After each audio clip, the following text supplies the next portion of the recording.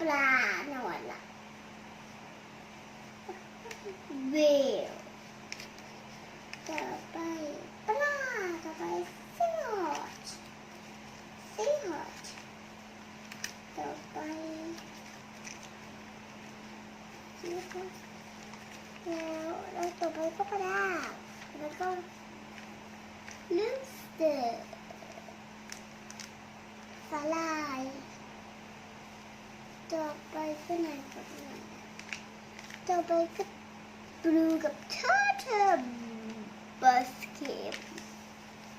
ต่อไปบัสเอาไว้ที่สเก็ต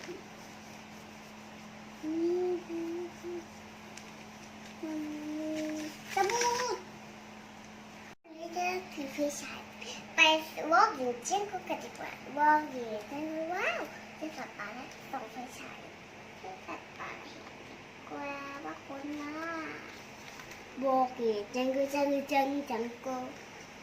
ว้ายเรื่องอะไรเนี่ยหางอะไร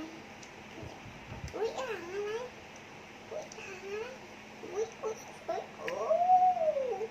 วายออนอุ้ยต้นไม้แสนสวยว่าต้นไม้จะเลิกช่างหาเธอ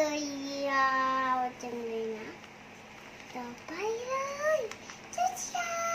ๆแล้วก็มีต้นไม้สวยงามเราไปส่องสัตว์ใต้ท้องทะเลไปดำน้ำไปบูม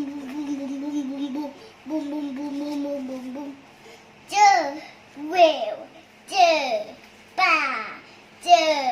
ซีฮอตเจอปลาดาว2 ตัวเจอ